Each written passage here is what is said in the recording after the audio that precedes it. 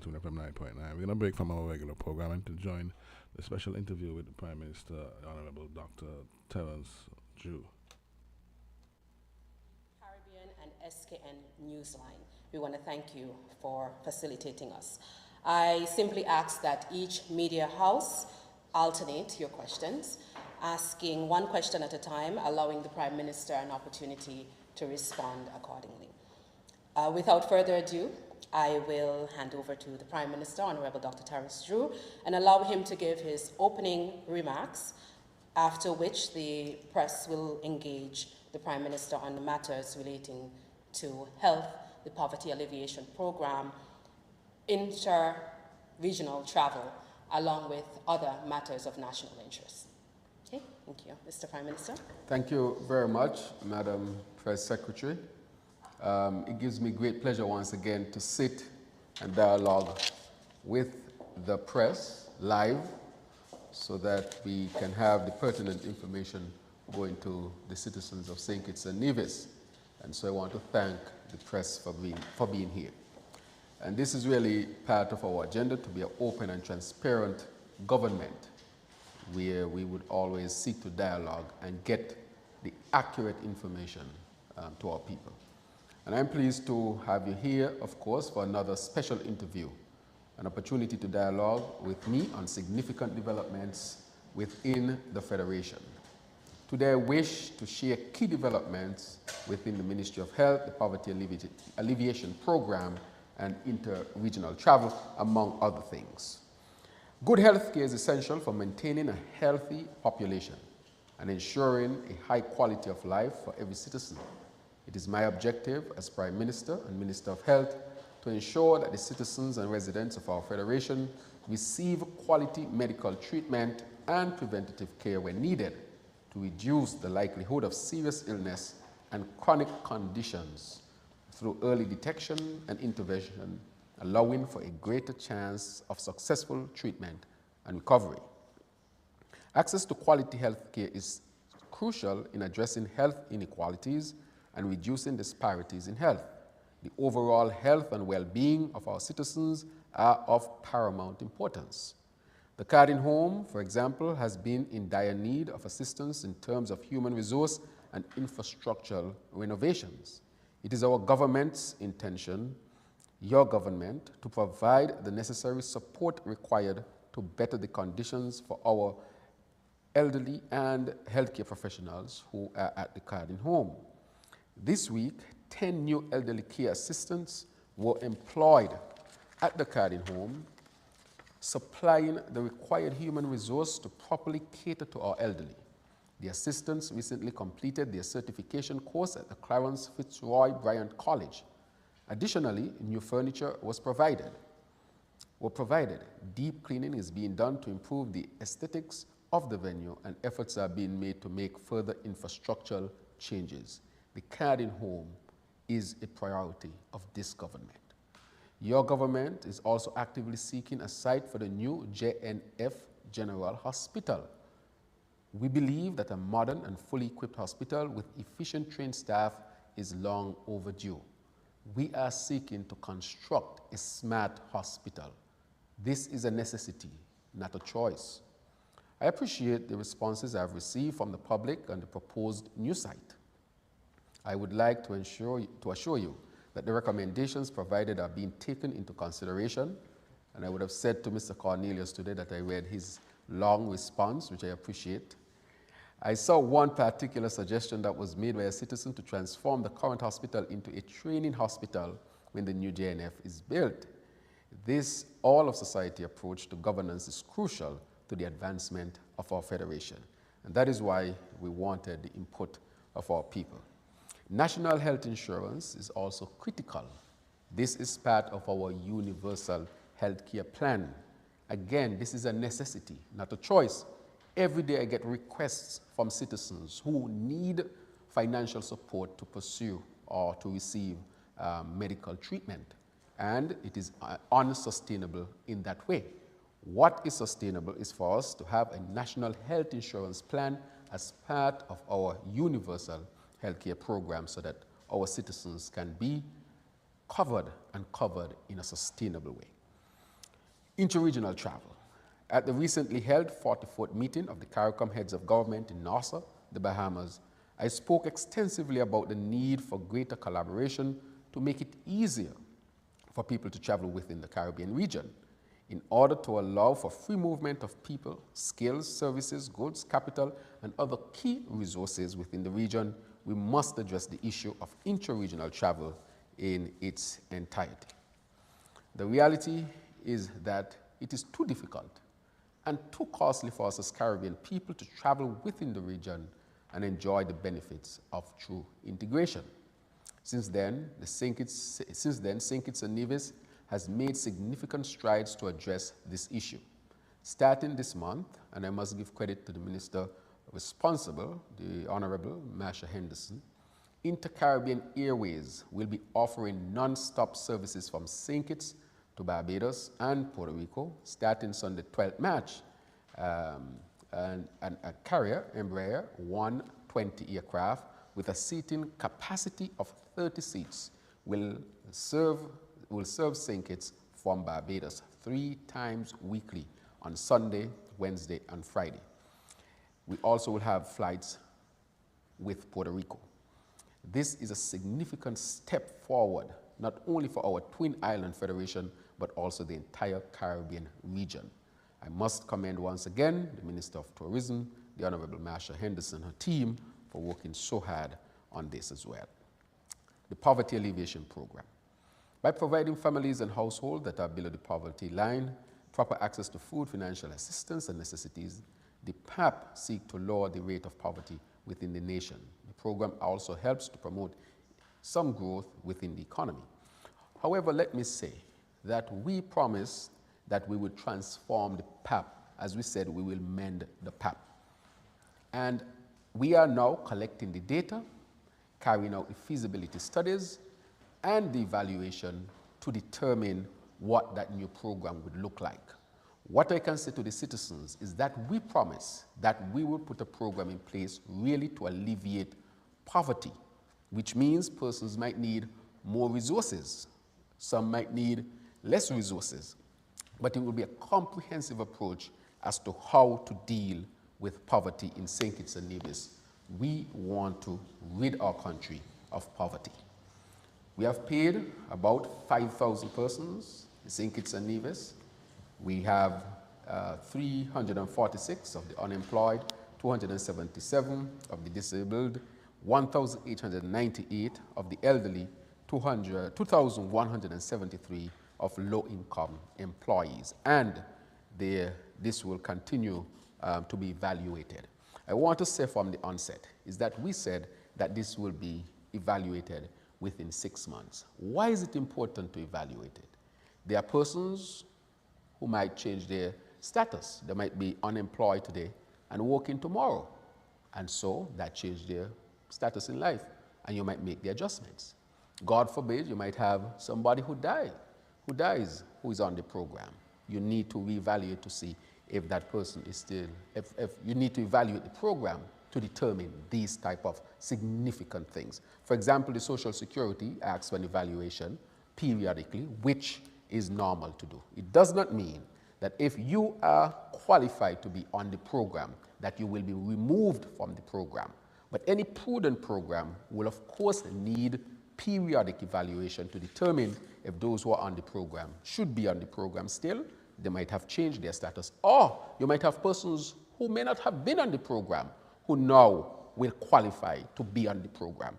And without such reevaluation, the dynamics of the program will not be addressed. And that is what we mean when we say we will evaluate whether twice a year to make sure that the program continues to serve its purpose until we transition into that more wholesome program, which is really to get rid of poverty. So we are committed to providing for the people of St. Kitts and Nevis, as was pointed out. At this point, I will stop and give the press an opportunity to interact with me, and we can speak about my travels to Bahamas, where I attended my first CARICOM meeting. Many things were achieved there, and I think that is important that the people of St. Kitts and Nevis also know that. So I turn it over to the press to ask whatever questions you might want to ask. All right, good afternoon, Mr. Prime Minister, and thank you once again for the opportunity. Devon Cornelius, WIN FM. If I may begin on the topic of health, you spoke about the construction of a new hospital. How will it be funded, and what are we looking at in terms of cost? And the second part to that question is in relation to the possible new site, what you described as a possible new site. Can you speak to the size of that area of land, and has the government purchased the land as yet? Thank you. Right, thank you very much. Very critical question. First, let me start off by saying to our people, a new hospital is not a choice, it is a necessity. We need a smart hospital. Smart hospital meaning we need a climate smart hospital, and of course one that is technologically driven. Why do we need a smart hospital? With the changes in the climate, and all of us are aware of climate changes, we are expecting stronger hurricanes. We are expecting more dry seasons. We are expecting also the insidious changes that will take place. So therefore, the hospital that we have, based on what is taking place with the climate, it is not in good stead to withstand that. So this is not even a choice that we have in the matter. As a matter of fact, a lot of our infrastructure needs to change because we have to make the infrastructure more resilient, climate resilient. Our houses need to reflect that as well, not just the hospital. So I want to say we do not have a choice. The hospital where we're at, if we were to do some repairs there, as persons were suggesting, or upgrades, when you look at the scope of work of the upgrades that will be required, you might be running into a cost that can almost approach the cost of a new hospital. That's the other issue. With this new hospital, we'll be able to serve our people much better. We'll make sure that it is modernized. And we want this hospital to be accredited as well. One of the things that's hampering us is that we do not have an accredited hospital, which means we will need to make significant changes. Some of the human resources changes that we are already making at the present hospital. Now the cost of it, we have an estimation of a cost of it with everything. One of the costs that were given to us was $23 million to build the hospital without the equipment, and with the equipment could be another 10 to 15 million US dollars. We are looking at various sources of funding. One of them, of course, is a concessionary loan, which we are considering, very low interest with a grace period of about 3 to 5 years, and the payment plan is very, very affordable. That is one of the things that we are looking at this point in time. We will seek donations also to help us to do that. So we have already we have a good source of funding already of about $50 million US dollars, which is a good concessionary loan, which gives us that period of time in which we can pay it back. That's one. We can decide other routes in which we want to approach it. But just to say that we have an excellent source of funding and we will pursue it. Why would I pursue it? In the event we have, and we will have, we have to face reality. A natural disaster, and it really ravages our hospital. How can I, as a medical doctor, how can I know the information that I know with climate change and the hospital is not a smart hospital and not do anything about it? So something definitely has to be done, and that is why I think that we need to move forward with it. So I disclose a possible site. It is, we have about 7 acres there. The rest belong to entities of the government, NCI, education. So together that's about 15 acres. So we have about 15 acres of land. That land is virgin land, nothing has been built on it before, and where the land is most appropriate. It's right in front of the medical school, nursing school. You have Ross University. So the plan is to create what you call a healthcare hub right there. And we will build a research lab also. So when you get into that space, you're in a healthcare hub where the animals on one end, that is far end, that has become part of our culture, but we'll have the human, of course, separated from it. And all the research we'll do will take place at our lab, collaborating, of course, with the Ross University, because what we have what you call zoonotic diseases that can jump from one species to the next. So to really put St. Kitts on the map, when it comes to research. So that will be a zone that when people enter that zone, that is, so we always want to create what you call a health city, a real one, where you'll have health of our people being taken care of. We'll have institutions that are there. Research will take place there. And we really look at completing this hospital in about 2.5 years. So we are working towards that. So in terms of the funding, we have already contacted a possible source of funding, a very reliable source of funding. In terms of the site, as was asked, we have access to the land, and therefore, with those two significant things, I think we can move forward. So I want people to know when I spoke about the new hospital, I was serious. I was serious for various reasons, and I was serious because I know we could have accessed the necessary funding to do it as well. So this is something I want this hospital to serve, not only St. Kitts, but to serve the neighboring islands. For example, St. Eustatius approached St. Kitts and asked how can we help in serving them when it comes to healthcare. We can serve the surrounding islands, but what that hospital will bring, it would attract a new set of people to St. Kitts and Nevis. There are people who don't come to St. Kitts and Nevis because we don't have a health facility that they consider to be of a certain standard. And therefore it means we'll make changes at the human resource level, training level, and so these significant changes need to take place. And I'm asking for those in the health sector to really come on board with the necessary changes that we need, because getting a hospital that is accredited means that even those persons would have access to quality health care, and it is fundamental. And with that, we also need national health insurance so that we can have a universal healthcare system. National health insurance is critical, it's important, it's another safety net. Most people in St. Kitts die poor, even those who live solid middle class lives. For example, if you have a man who, let's say he was a PS, and was able to save over his lifetime a few $100,000, let's give him more than a few $100,000, a man or a woman. They get one illness. Everybody will get a catastrophic illness in their life. It's either you die right away, or you don't die right away, but you would need prolonged care. It is life. Everybody ends that way. In St. Kitts and Nevis, you get a catastrophic illness, and you see how quick $300,000 disappear. Your family members have to go and take a loan to take care of you. They put up your house that you're supposed to leave for them for a loan to fly you out or to take care of you at the end of life. I see it all the time. People who live prudently, good lives, that at the end of their life, they get a catastrophic illness. Right now, cancer is the #1 cause of death in St. Kitts and Nevis.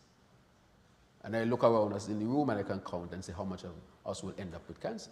How many of us will end up with cancer? It's just a reality. And most people in St. Kitts can't afford it. 90% of people in St. Kitts can't afford it. Maybe more than that.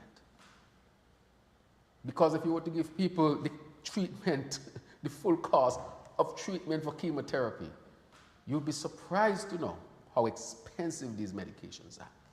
And that's just part of the treatment. That has nothing to do with doctor visits, CT scans, sometimes PET scans, sometimes having to go overseas, radiation. Nobody can save enough money to take care of themselves facing a catastrophic illness. And that is why I'm asking our people to do like we did with Social Security. We pool our money as a pool, but I will ask the people to contribute to it. Next, PAHO is here right now.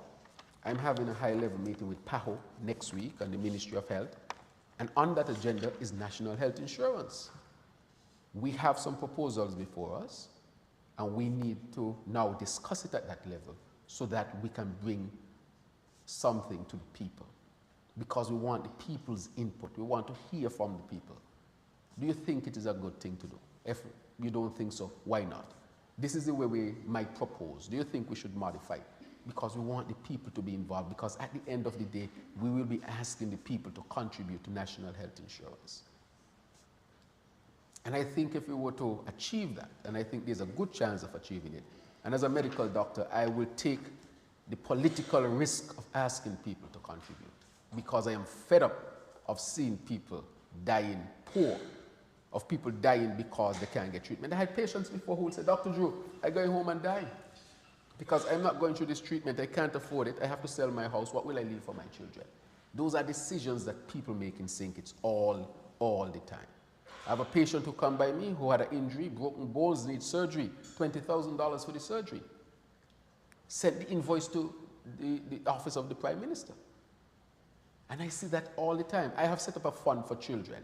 Just recently, maybe 2-3 days ago, we are sending 2 children to Cayman to have heart surgery. One cost 30,000 US, the other cost 70,000 US. That is the cost of healthcare. And our best chance of beating it is having a good healthcare system, an accredited institution, and national health insurance. There is no other way around it. Otherwise, the people will continue to suffer, and those who suffer many times suffer silently. But because of my profession, I know the level of suffering, and that is why I think it makes sense for us to really come together as a people, as a country, and pool our resources by contributing from our incomes and wages so that we can have a pool so that we can take care of our people when it comes to health. There's hardly any other way we can think about it that will make sense. But that, of course, needs dialogue with the people, conversations with the people, and that is what we intend to do. Carla Berry, ZIZ Broadcasting Corporation. Yes. It has been indicated, Dr. Drew, that the JNF Hospital is taking steps to improve care to patients. Recently, there has been information about a new triage system that includes retired nurses. Can you give us some more information on that? Right. So what is happening at the JNF is the wait time. Sometimes you go to the JNF and you may not have seen any health professional for some time, an hour, 2 hours. We have asked the retired nurses to come and to be the triage nurses. Triage requires a high level of expertise because it is the triage nurse who determines whether you need urgent care, you can wait, or whether they can send you to see your doctor the next day. They are the gatekeepers. And so having the retired nurses there with the relevant expertise and experience helps in that. So I think most people who go to the hospital now would see a nurse in very quick time. What has been delayed a bit is the time that the doctor sees you, between when the nurse sees you and when the doctor sees you. And we are addressing that. This week we are bringing on 4 new doctors who will work in the A&E, 2 of them very experienced, and the other 2 who are very, very competent. And they are coming in the A&E starting either this week or next week, so that we can strengthen the cadre of doctors within the A&E so that we can help to decrease the speed time and people can be seen by the doctor in a quicker way and be treated very effectively. So that is what we did there. Other things we did there, we trained our healthcare professionals, over 250 of them, in what you call BLS, Basic Life Support, ACLS, Advanced Cardiac Life Support, and PALS, because our health professionals needed to be certified. Many of them were working there not certified. That is a dangerous situation. We have even gone as far to make sure now we have started a course for the EMTs. The EMS service, the EMS will be improved significantly. The EMTs, we have started their program already, and they have started where we're going to carry them from basic all the way up to paramedic. No longer do we want people to show up in an ambulance without the requisite training. And so we are making sure we take care of that. I want to thank Ross University at this time, who will also be partnering with us to make sure that we can train our EMTs to international standard. And so in our health leadership meeting yesterday, we discussed that, but that has started. If you look again, Carla, we have also started, we are about to start with Mrs. Adelcia King, Bradley King, who is someone who is an expert in customer service training and training of personnel and so forth, that she's now carrying out a study at JNF to see what are the issues, because we know that when people, there have been a lot of complaints about customer service at the JNF. We are doing an assessment right now, a scientific assessment to see the extent of that. Once we would have determined the extent of that, we are going to put a plan in place to deal with customer service. So we have a lot of programs running at the JNF. We tend to change a number of critical things, like nurses who have to register yearly. Next week in Parliament, I am bringing a bill which will pass into an act so that nurses can register every 2 years. Plus, we'll make some other adjustments. Other things we are looking at the hospital. For example, you see the nurses in caps and belts and so forth. doctors in ties. We have studies have shown that these things carry, we call them fomites, and these things carry bacteria and can cause more infections and infectious diseases. And therefore, you might see a change in the nurse's uniform because there's a scientific reason for that. As you know, when you travel to the United States and you go in there, you see the nurses in scrubs, correct? They're in scrubs, not just because it's convenient, but because it makes scientific sense. The less you have on, the less chance you have of spreading diseases. You just need to cover yourself enough and not have too much extra that will carry bacteria and viruses and so forth. And so we are making those changes. I know when changes are to come, that there sometimes can be a natural inertia, but I'm asking, you know, that we join customer service, you know, scientific training. The other thing we're going to do is to allow nurses to specialize in different areas. All nurses now do midwifery, but we need nurses specializing in internal medicine, in pediatrics, in surgery, in anesthesiology, in ICU. And we have very, very few specialist nurses in other areas outside of midwifery at the hospital. Very, very few. And that is not an exaggeration. How much ICU nurses we have who are trained at ICU nurses presently? I don't think we have any. There are nurses who are excellent and competent because there are good nurses who would have worked in ICU for some time. But we don't have specialist ICU nurses. And so we are going to create training opportunities, whether through scholarships or collaboration with other countries, which we have reached out to. For example, I reached out to Canada, and Canada is responding well for our hospital to connect with Dalhousie University, for example. The University of Hamburg Medical Center wants to connect with JNF. That's something I've done in 2019, and I'm going to set up the sickle cell clinic here in St. Kitts so that it can serve the OECS. And so we are very serious about this. The changes must come. But I would say that we want all on board with respect to the positive changes so that we can improve health. St. Kitts is small enough. There's some advantages to being small. When you're small enough, you have everything concentrated, and so your resources can be more impactful in terms of helping those who need to be helped. And so we are saying to the people of St. Kitts and Nevis that we are transforming healthcare, not just from an infrastructural standpoint, as is with a new hospital, but from the standpoint of improving the human resource, customer service training, certification training, upgrading the EMS, scholarships to specialize, the MRI machine that is to come, the equipment for eye surgery. Part of it is here, and I want to update the people that part of it is here, and we're waiting for the other part to come. Because when we got there was no equipment to operate on the eye.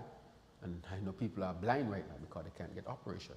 We expeditiously, once found out, sought to import, buy them. We have already gotten the scan. We're waiting on the microscope, which is being sourced in the United States, and we're hoping that we get it as soon as possible. And for those who have the eye ailment, I want to tell them that help is on the way. We have already purchased the equipment. We are waiting for the last part of the equipment to arrive so that we can resume eye surgery. Again, I have procured new dialysis machines, which are in Canada at this point in time, because we need redundancy in our dialysis service. So what I'm saying here, just recently again, we had a major problem at the oncology unit where the mixing of drugs in a particular cabinet, and the cabinet was found to be faulty for a few years. We changed it out, put in a new one, and brought the necessary people to retest it. And now it has passed, so we can mix the drugs and give our people chemotherapy. We want to go into radiation therapy. We are looking at the cardiac home where we're doing significant work as well. And so health would need an overall approach.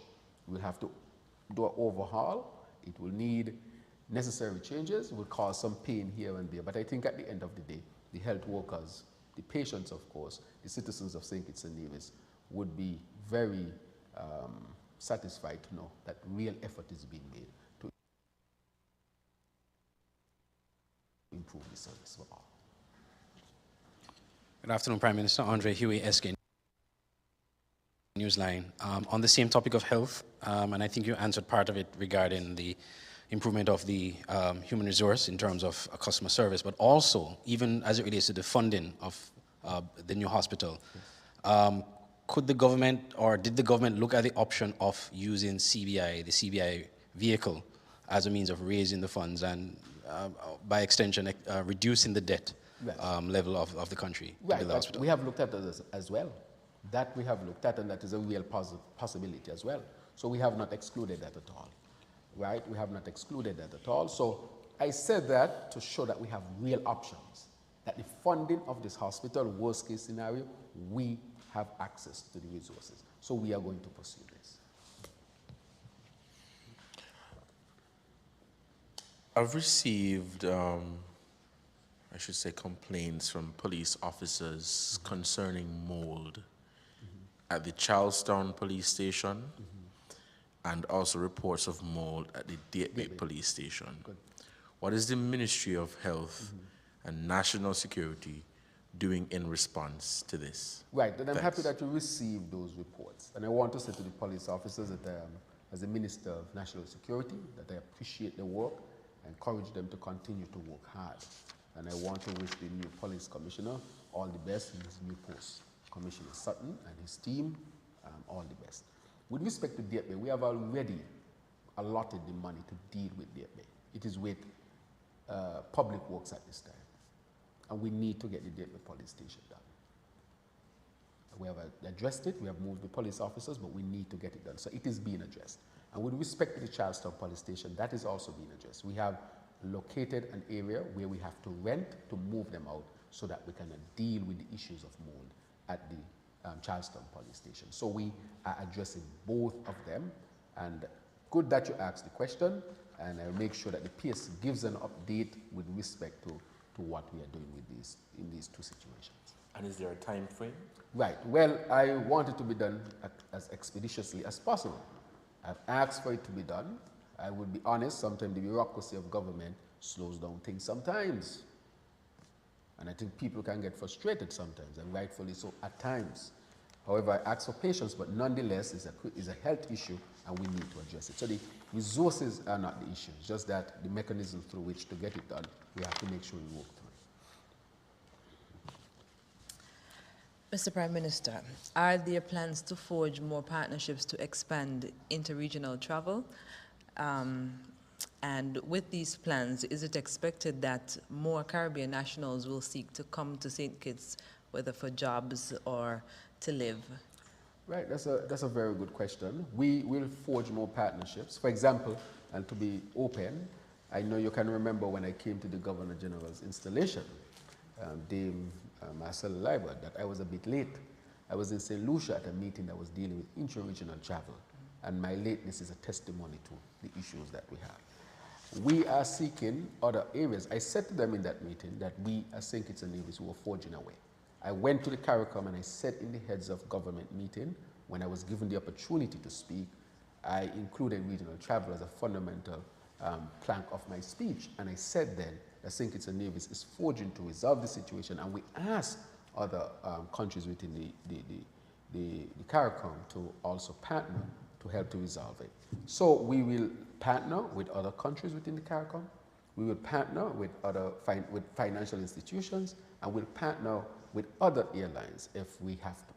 But we know so far we will make a significant dent in the issue as persons can travel to Puerto Rico and Barbados and make one-stop connection if they don't get a straight flight to St. Kitts. And not only that, once you get to any of these ports, you can go. You go to Barbados, you can go all the countries down south. You get to Puerto Rico, you can go to the Virgin Islands. And then we'll set up, seek to set up a couple other flights so that we can resolve the issues to the Virgin Islands and so forth. So we're looking for partnership, and we are hoping to have partnership. Why this is so important to us, and I said it when I was in those meetings, our second largest pool of visitors come from the region. Point blank. Our largest pool is from outside, maybe North America, some parts of Europe and so forth. But our second largest pool comes from the region. So this is a no-brainer. It means if people can travel to St. Kitts and Nevis at will within the region, we are losing millions of dollars. And so we have to make necessary steps to ensure that people can travel to and from St. Kitts with relative ease. So I will say, Carla, yes, we will forge more partnerships where possible.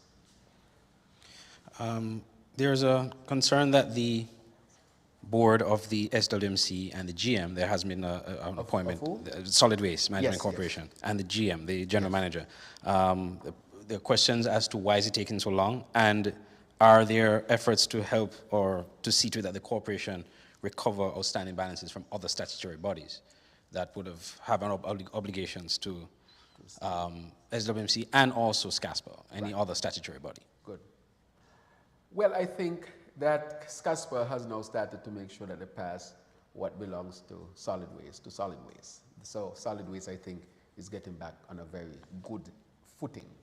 The process of getting the leadership at solid waste, the interview process has been taking place, and I think we are on the verge now of announcing a general manager and the other positions that are to be filled.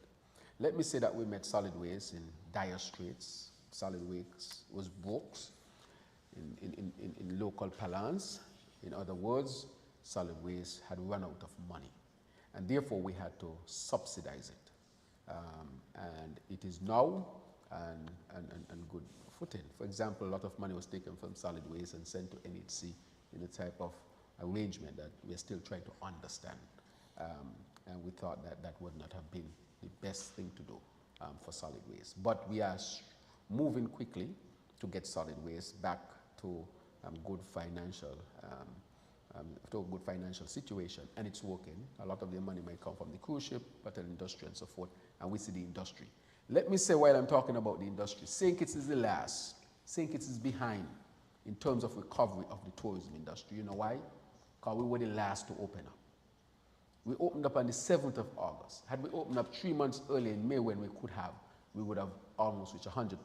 So the rest of the countries in the Union going like that. St. Kitts is going up, but we are lagging a little bit behind because we waited about 3 months late. So that decision was a decision that is costing us millions of dollars. Millions of dollars. That is why sometimes persons have to be mindful of the type of decisions they made.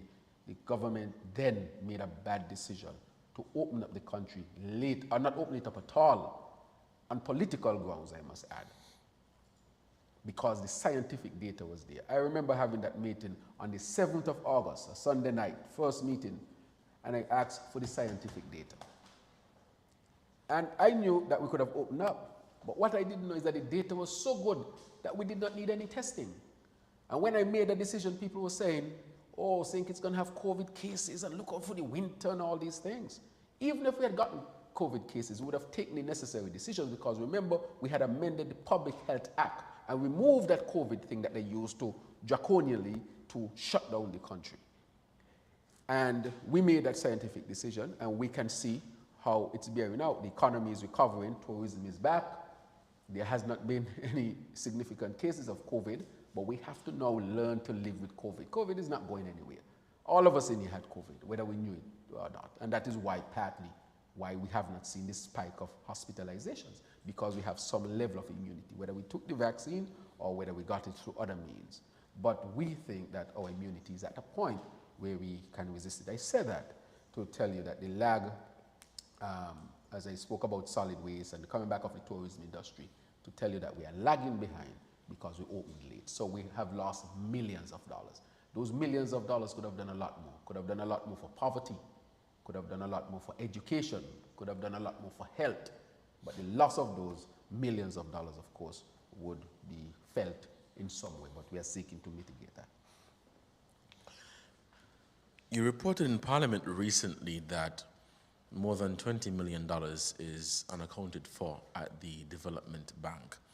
Where is the forensic audit report to confirm that? Right. So let me say this clearly. I kept saying that there was an audit being done, but I didn't stress on it because we needed the pertinent information. And we thought if people were alerted, then the information would disappear or people would not speak. The forensic audit has been completed by an external firm, a reputable firm that has worked with St. Kitts and Nevis. It's 193 pages long, has some damning information in it, such as I spoke about the 20-something million in cash that is missing. That has nothing to do with money being missed in other ways, but we know that the law will have to follow its course. That is too much money not to ask the pertinent question. Somebody has to answer. Why? So between opening up the country late and the money missing in Development Bank, we are talking about $50 million. I am suspecting that it could have been close to up there. But the Development Bank alone, 20-something plus million dollars missing in cash And we need to know, where has that money gone? Who is responsible?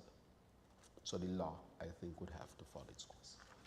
And if I could add to that, is there a time frame by when the report will be released for public scrutiny? Well, I think that there is a process, the legal process. I can't give you a time at this time, Cornelius, but I will say as soon as is possible, we will do it, because we believe that the information should be had by the public. There are speculations about the delayed payment of the poverty alleviation program for February. Would you be able to clarify as to why the payments were delayed? Well, the payments have been made, I would say, and those who didn't receive in January, they will receive a double this month, or today at least, the latest day.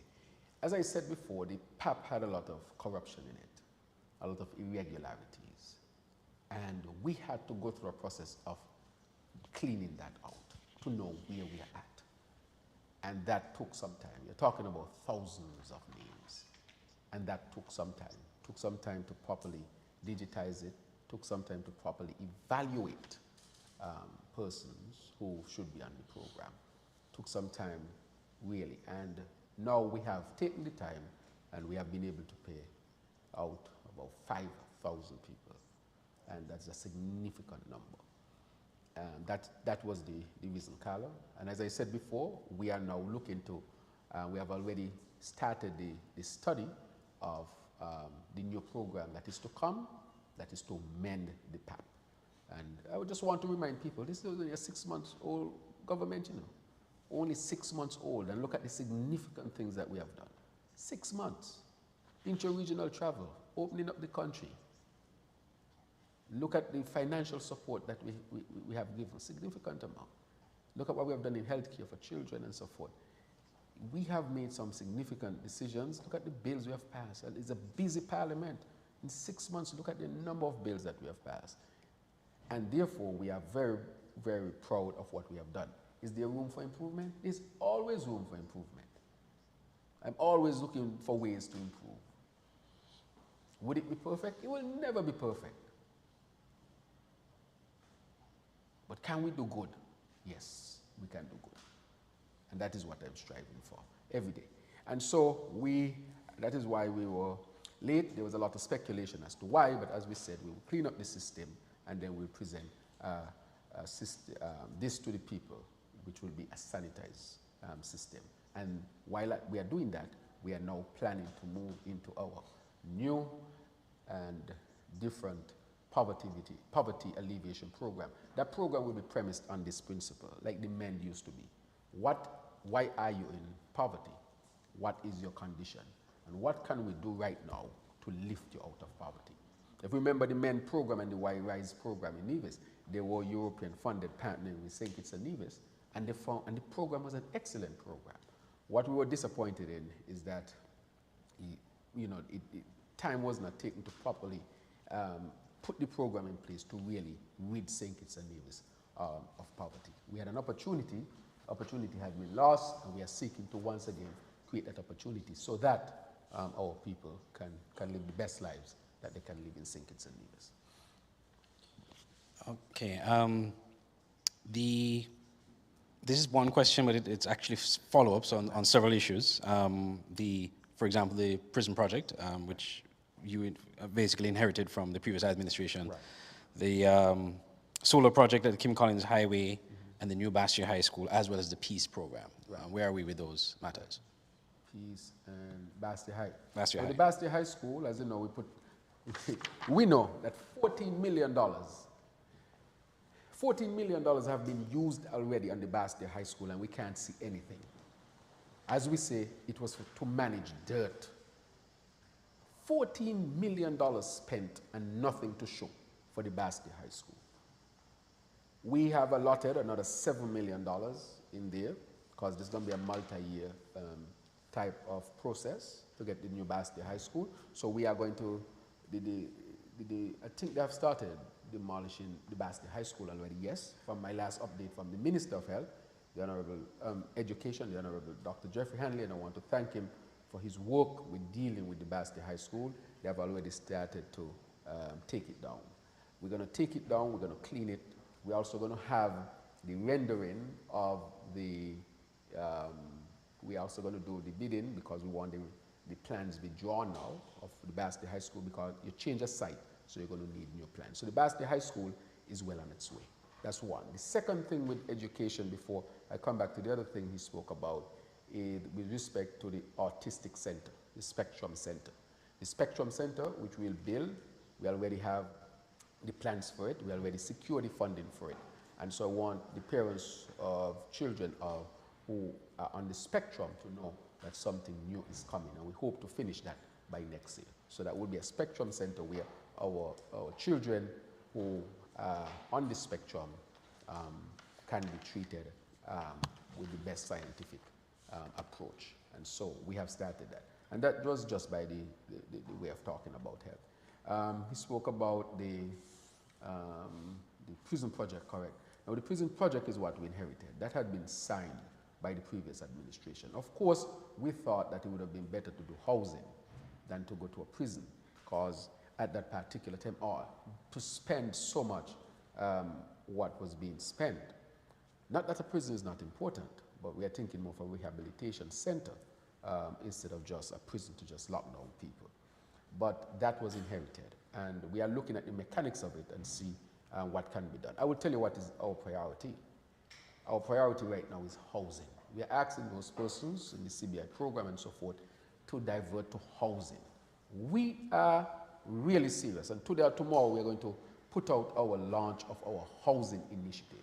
We have decided that we want to build a significant number of houses in St. Kitts and Nevis, and we are going to do it. We are going to use the CBI program to leverage the building of homes here in St. Kitts and Nevis. There's a generation of persons who are living with their parents, go to college and come back living with their parents, and therefore we want to change that situation. And so we're going to really look towards housing through the CBI program. With respect to the peace program, a whole re-registration and analysis of the peace program was done. I want people to know that we had not stopped payments. We just make sure that we took out any signs of misuse and abuse of the financial resources, which was significant, not by the members of the peace program, but by part of the leadership of the peace program. Abused it. And money was funneled through the peace program into people's pocket. It was abused and misused, not by those who are on it, but some of those, not all of them. Most people who led it were generally good people. There were very few bad actors, but actors who had real power when it comes to the peace program, who misused it for various reasons. And I think he asked about the peace, the Basque High School, and the prison project. All right? Okay, good. All right. We understand that an injunction has been granted to prevent the government from deporting the Haitian detainees. Can you give some more information on that as Right. Minister of National Security? And that is a very good question. First, let me say that the Haitian situation has always been a situation dear to my heart. As a student, as we all have been, and also as a student who likes history, and especially likes black history, I've studied the Haitian situation. And it bleeds my heart to see that a country that was so proud, fought for its independence and liberation so early in the struggle, had to be suffering for so many years because it dared to ask for freedom of black people. Just recently at the CARICOM, we discussed the Haitian issue. Since I came, I've been discussing the Haitian issue since August in multiple online fora with other leaders from the CARICOM and also especially with the Prime Minister of Canada, Justin Trudeau. Justin Trudeau was at the CARICOM this last time. As you know, I referred to him in my opening statements in my speech, and we had the opportunity to meet and discuss. And we had decided that we need action on Haiti. We think that having a strong Haiti is the best way to go. Haiti has millions of people. The OECS has about 650,000 people. That's a town in Haiti, if we want to talk about real numbers. We have extremely small.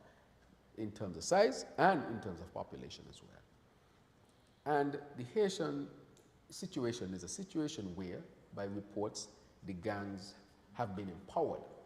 And as they have been empowered, the security situation in Haiti has become very dire. And therefore, there are ways in which we are looking at how to strengthen the security situation in Haiti so that the country can continue as a country. However, recently, we have been having some boats that have been going from south through our waters to other countries close to us. 2 of the boats, their engine shut down. And so the boat with the passengers was stranded. Our Coast Guard picked them up and actually fixed the engine for the boat. But if you pick up people, you have to treat them with respect and treat them humanely. And so we took them on because we can participate in human trafficking. These people were trafficking human beings. They are being paid a lot to transport the Haitians. Let us not think that this is some raft that's come from Haiti down to St. Kitts. These are people who understand what is happening in Haiti, and they are participating in human trafficking. So our Coast Guard took them on. This is not the first one, the second one that I know of since I've been the Prime Minister. And so we treat them with respect. My first thing to them, you have to treat them with respect. You have to treat them humanely. These are our brothers and sisters from the region. However, the decision is we cannot participate in human trafficking. And therefore, we must follow the law and the rules and regulations. That if persons enter the water illegally, we must take the necessary actions, which we are taking. That is what we are doing. And if somebody uses the law to file an injunction or whatever grounds, then that is the law. We respect the law. But what we will always say is while they are here, they must be treated respectfully and humanely and not be abused. And then let the law take its course. However, we must not send the message that we are safe haven. We are 50,000. If you send a message out there that you are safe haven, you are easily overrun. There's a risk. And then you cannot participate also in human trafficking. And so it is a difficult question. I'm not even pretending that it's an easy question. And that is why we are participating with the CARICOM. And there's another high-level meeting after a visit from CARICOM, from one of the CARICOM prime ministers in Jamaica to address the issue more wholesomely. So we are addressing it wholesomely with CARICOM. Whoever comes here, we'll treat them with respect, but we'll follow the law and we will not participate in human trafficking. But our hat is with Haiti, and we want the best for the Haitian people, and we want the best outcome possible. And CARICOM is determined to work with other partners to help to strengthen the Haitian security situation so that things can get better there. The St. Kitts Diabetes Association continues to collaborate with various stakeholders, Ministry of Health, for instance, in spreading information about diabetes. Now, the association has been experiencing some challenges in terms of a venue for their quarterly meetings. The question is being asked if anything is being put in place to assist the association in finding a venue. Well, if the association is, I've met with the association sometime and I pledge my support. I am open. The association know that the office of the Prime Minister is open to the association to assist, because it's important that the association continues. And if there are issues with a venue, I would say that we need to resolve it, and we can resolve it. And I would reach out. Thank you for bringing it to my attention that the association is having issues with a venue. I would ask my office to reach out, and we can assist. We have different places for the venue that the government can help to assist with, and we should assist. Diabetes is an NCD, a leading cause of morbidity, which means death and illness, and therefore anybody who is working hard to deal with diabetes is a friend of the Ministry of Health and a friend of the government and a friend of the people of St. Kitts and Nevis, and we will do our part to assist. There are concerns being raised about the limited human resource of the fire service in St. Kitts and Nevis with the increase of bushfires and different types of fires across the country. What steps are or will your administration take to address this matter? Well, we are looking at it. I've asked the PS to do an analysis of the fire service. We met a fire service that is in shambles structurally. There are good firemen there, and I know they can respond to anything. So I'm not really too concerned that they can respond. What has happened is that the structure of the fire service, though, and how it is managed, how it was managed, left a lot to be desired. Why? There were people becoming firemen and women without doing exams. No structure in how you advance. I mean, it has, and these are people who, if you give them an exam, they might pass. But when you listen to the stories of how that fire service, so right now we're in the process of doing an assessment and restructuring the human resource. We don't lack bodies. We have a fire service that is oversubscribed.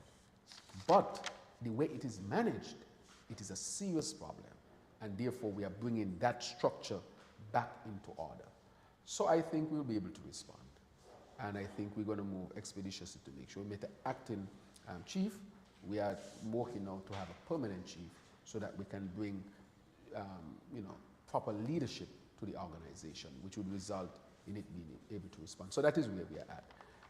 And I know we'll be able to respond. And so once I get that report, I would address it as the minister for that area. But it is being addressed at this time. But we have more than enough persons in the fire service at this time. Air Canada has recently suspended some flights to some Caribbean islands, and this is due to a law that was passed in Canada because of a shortage of pilots worldwide. Will the passage of this law in Canada affect flights to St. Kitts through Air Canada? Right. I can't say that I have that information right now because I would need an update on it, but I'm aware that this is a possibility. We know that there's a shortage because pilots were out for 2 years, a lot of them lost their licenses and so forth, and they have to come back and stream in terms of that. So we will look at and see how this would affect us at this time. But to have the specific information that we will be affected, I cannot say that I have it at this time, but it's something that I'm aware of, but I have not been informed that is affecting us. You made mention of the trip that you made to the Bahamas, the meeting that you attended. Can you give us an update on that? Right. So the trip to Bahamas was my first CARICOM meeting, the 44th session. I want to say that the Prime Minister Davis, who took over the leadership of the CARICOM at this time, the chairman, we want to really thank him for the hospitality he showed to us, and it was a well-organized session. And we had many things discussed there. But I would like to say that we had achieved a lot as a country. It was my first, I had the opportunity to speak to the whole delegation. But apart from that, we were the first country to sign MOUs with the African Bank. Let me say that the African Bank has really brought to the fore the opportunity to introduce a lot of money, a lot of financial resources into our own economy. We are excited that the region can have the opportunity to develop a good relationship with the African Bank. The bank has been going from island to island throughout the CARICOM to see what opportunities there are for investment. We are looking to see if we can get monies in to help with our systems, to help to launch new industries or improve industries. For example, one of the MOUs that we signed was a MOU with El Suedi, which is a company from Egypt that is into energy, that is associated with the African Bank, to see if we can get power in terms of geothermal and solar energy. That is a possibility to look at. We have also signed an MOU with a fishing company, a processing, let's say processing, so that we can produce fish in fillet form and ship outside of St. Kitts and Nevis. So we were the first country to go that far, and it has generated a significant amount of excitement because, you know, as we have opportunities for monies to come in to help with our systems and to help to upgrade our infrastructure and to help to resolve part of our energy issue and so forth, that would, of course, be an exciting opportunity. So we were able to do that. The second thing is we were able to really make some advancement with respect to inter-regional travel. And I think that the message of how serious this is was reached. And I know that there are countries that are actually working actively, and we are speaking to countries about how we can partner as well. One of the options that came up, of course, from Antigua fundamentally was late 2020. How can we get that airline off the ground to serve the region? So from our perspective, we were able to extract that. The other things that we look at was the Haitian situation. And as I spoke about it a little bit earlier, and we're able to actually have a communique and reach a position on Haiti, which is really to help to strengthen the security situation in Haiti so that Haiti can have its best chance of recovery and advancement. And so we also talk about food security. And at this time, President Ali from Guyana presented, he is the leader on issues of food security, where he was able to present actually a roadmap to how the CARICOM can become more food secure. I would say that Guyana has a lot of resources now. Oil, it has financial resources, but apart from that, it has other type of resources, land, water, that gives it the opportunity to produce more. And so in collaborating with the Guyana and all of the countries, we see a pathway in which we can actually improve our food security. There's a $30 million that was put there that will serve the CARICOM region in terms of helping to solve the food security matter. And St. Kitts, of course, would have the opportunity to that. At that meeting, we also had the president of Ukraine who made a presentation and interacted with the CARICOM. As you know, CARICOM's position is that, we are against the war of Russia against Ukraine. That's our official position. So apart from all those things, I think the highlight was the caucus with Trudeau. I had the opportunity myself to speak with him and to really ask him about the visa situation of St. Kitts and Nevis. And so I'll give that a little bit more time to see where that will go. But that was an important. But I had the opportunity to speak with the ambassador from the European Union, where we discussed issues of the CBI program and so forth. So there are a number of critical things that we did discuss at CARICOM. And I will say that CARICOM was a fruitful meeting. Real things came out of CARICOM. At least we came back with an MOU, somewhere to go, a decision on Haiti, food security, and discussions of where we are with the war on Ukraine and so forth. And so the African banquet has generated a lot of excitement because of monies that can come into the region and help us with our advancement and forward moving. So CARICOM was useful, and it was an excellent meeting.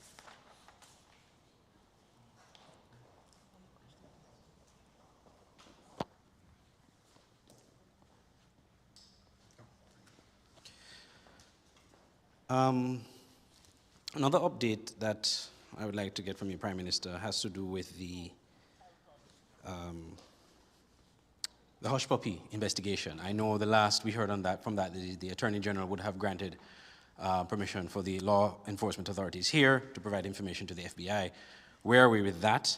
And while you're on that as well, during the course of December, the Public Infrastructure Minister would have spoken about the water situation, the acute water shortage that we have here in St. Kitts and Nevis. Where are we with that in terms of solutions, permanent solutions to that? Good. So the hush puppy matter for the FBI and so forth is a very serious matter. And they have, they had asked as he had updated, and he has responded, and he has complied. And we are waiting for, at this point in time, to see what will be the outcome with respect to that matter. So that matter had become an international matter, and therefore we are working with partners to make sure that we participate where we are in the process or in the business of working with others to protect international security. So I would say that the AG has done that, and he will be able to give an update at the right time. but that is where we are at. We have already complied and waiting to see where we go from there. Right, with respect to December and water shortage, that is a very good question. As you know, we had contacted BEAD. BEAD has reported to us that because their machinery, their rig was down for so long that when they went to use it, they had to replace a lot of parts, and that has caused some delay. Nonetheless, we are on the verge again of finding a solution. We are looking for a diesel plant of about 3 million gallons that would help to solve the problem. So we are on the verge of actually doing that. But apart from that, remember we had developed an arrangement with Marriott where we would get water. So we're actually getting water from Marriott that is supplying a lot of this area and half Moon Frigate Bay over on the peninsula. And that is actually allowing us to keep more water in the tanks in town. And that is why I can say that people are not crying out for water at this time. There's hardly any place in St. Kitts where people don't have water at least once a day. Hardly any place, if there's any at all. And that is because we have put that plan in place to make sure, just as you see people not bawling either for outages, because we had to buy new generators to make sure that we deal with the outage of electricity situation, which we are heavily subsidizing, by the way, and looking for a permanent solution. So we are dealing with the water, and we are dealing with the electricity or the power situation, but we have not totally resolved them as yet, but we are on a pathway of doing that, especially the water. I think the energy might take us a little bit longer, but we have solar energy, geothermal, which I just signed recently to get $16.5 million from CDB to help with the development of the geothermal. And I think the Premier of Nevis, well, the Premier of Nevis would have spoken to it as well. And he and I, we are collaborating extremely well on that, the geothermal matter. Look at it as a national, a federal asset so that all can benefit. Right, so that was the water matter, and that was the hush puppy. Okay, all right. I want to thank you, Prime Minister, for availing yourself to the media. If you allow me to make some announcements, just quickly, thank you very much, and then I'll let you go. I want to say that the student loan, we have already started the process to bring student loans down to 5%. We are going to launch that very, very soon. The housing program, which will be launched at least virtually between today and tomorrow. We spoke about the hospital and the funding of. We spoke about the water matter. We spoke about the African Bank when I referred to the MOUs and the excitement that this has brought to get new monies into our country. We also touched on the issue of healthcare, and I want to say that the Committee for Minimum Wage has met and is meeting to discuss the minimum wage for our people. But I want our students to know that we're going to help them. We think that people should have the opportunity to get an education, irrespective of whether they are rich or poor. Housing is critical because we want people to have the opportunity to own homes and also to provide jobs. And so while tourism has picked up and doing well, small businesses we are refinancing, we want to make sure that construction and the building out of infrastructure is also part of the rebuilding of our economy. So I wanted to make those. Thank you very much, Madam Moderator, Press Secretary. Thank you again, Mr. Prime Minister, again for availing yourself to the media, and thank you to the media houses for coming out today for a special interview with the Prime Minister, the second edition of that. I'd also like to thank our viewers and listeners for tuning in, and for media houses for carrying us live today. We'll be back with another episode or edition of special interview with the Prime Minister next month. Thank you. Thank you very much.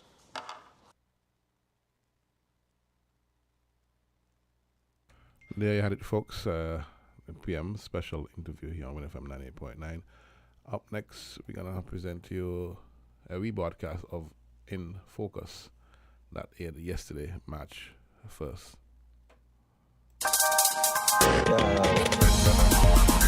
We're different. We're 98.9. 98.9. WIN FM.